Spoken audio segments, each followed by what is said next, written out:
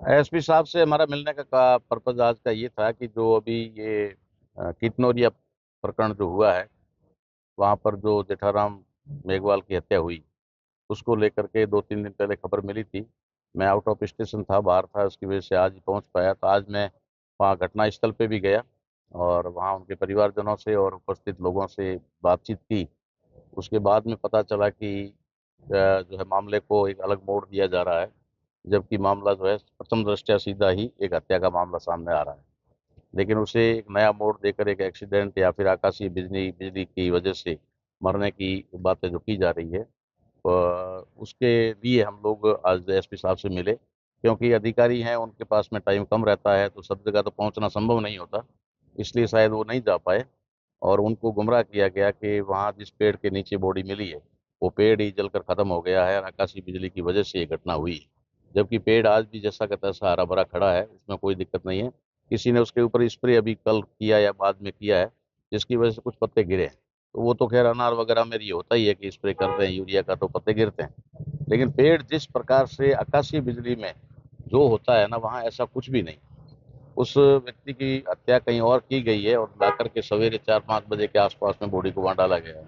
तो इस बारे में हमने साहब से अनुरोध किया है कि थोड़ा इसको सीरियसली लेकर के और इसकी जांच करें। तो साहब ने आश्वासन दिया, एसपी साहब ने, कि मैं खुद कल घटना स्थल पर जाकर के वहाँ का मौका मुआयना देखता हूँ और उसके बाद में आगे कार्रवाई करता हूँ। इस संबंध में हम आज उनसे मिले थे और ये जो घटनाएं हो रही है उसकी तह तक जाने के लिए हमने अपील की कि भाई जी, ताकि इस घटना को जो रोका जा सके। आगे आगे जो हो रही है, आए दिन हो रही है, अभी आज भी सुना है हम लोगों ने कि आज भी यहाँ कोई एक सुधार का मर्डर हुआ है। तो ये सब क्यों हो रहा है, इन चीज़ों की तह तक जाने के लिए आप लोगों के माध्यम से भी हम अपील करना चाहते हैं समाज को कि अगर ऐसी चीज़ें हैं तो उसके अंदर आप कानूनी प्रक्रिया का सहारा लें, ना कि कानून को हाथ में लेने का। संविधान या कानून ये नहीं कहता है कि आप कोई भी अपराध करें। अगर कोई अपराधी आपके सामने है और आपको दिख रहा है कोई गलत काम कर रहा है या गलत रास्ते पर जा रहा है, तो उसकी इत्तला जो है आपको हमेशा पुलिस को देनी चाहिए, कानून को देनी चाहिए, ताकि कानून के माध्यम से उसको सजा मिल सके। सजा जो भी उचित होगी वो दी जाएगी, चाहे फांसी की सजा होगी तो भी कोर्ट देगा, यानी न्यायपालिका देगी, न्यायालय देगा। लेकिन कई बार आवेश में आकर के या जानकारियों के अभाव में लोग जो है खुद ही कानून हाथ में ले लेते हैं और खुद फंस जाते हैं। फिर उसमें अपने आप को बचाने के लिए नाना प्रकार के झूठ और इस प्रकार के फरेब या फिर आर्थिक रूप से परेशान होना करना, बहुत सारी चीजें हैं।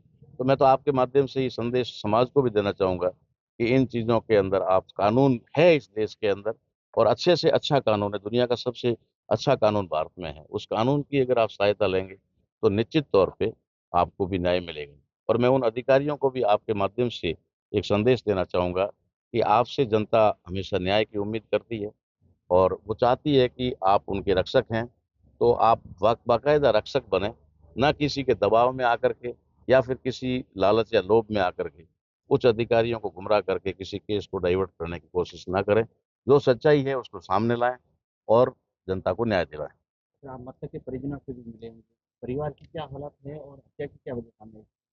पत्ता हत्या का तो खैर वजह कुछ आपसी रंजिश उनकी चल रही थी, 1.5-2 साल से मामला चल रहा था। तो जिनके ऊपर आरोप लगाया जा रहा है या फिर जिनके ऊपर एक शक किया जा रहा है, जिसकी गिरफ्तारी भी हुई है बताया जा रहा है, उनके बीच में, इनके बीच में 1.5-2 साल से रंजिश चल रही थी। ये जानकारी हमें वहां जाने से मिली।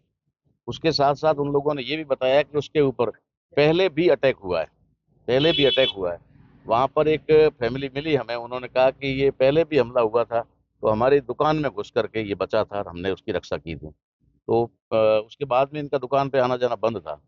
तो रात को ही घटना हुई, तो उससे लगता है कि अगर तहकीकात की जाए तो ये। बाकी परिवार की बात करें तो परिवार में हम लोग उनके परिवारजनों से मिले। महिलाओं से तो रीति रिवाज के संग हम नहीं जा पाए, हम लोग उनसे नहीं मिल पाए, समय के अनुसार बाद में जाके मिलेंगे। लेकिन जो भी उनके परिवार के लोग थे उनसे मिले। काफी दर्दनाक मामला है और बहुत ही सोचने और विचार करने वाला मामला है कि भाई ऐसे परिवारों के साथ अगर हो जाता है तो आज छोटे छोटे बच्चे हैं, उनके लिए आगे चलकर क्या होगा और क्यों ऐसा लोग कर रहे हैं, इसके बारे में भी थोड़ा हर आदमी को थोड़ा सोचना चाहिए। हालांकि पुलिस ने 10 दिन का समय दिया है, लेकिन अभी तक तो कुछ जानकारी सामने आई नहीं है किसी की गिरफ्तारी वगैरह या।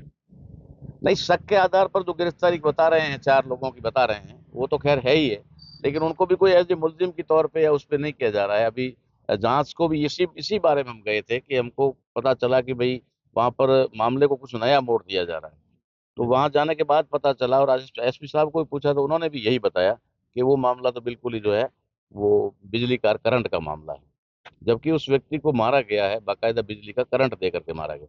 करंट पहले दिया गया, बाद में उसकी करंट की वजह से हत्या मौत हुई, या फिर मार दिया गया, बाद में ला करके उस जगह उसको डाल दिया गया। तो ये इसको एक मोड़ दिया गया।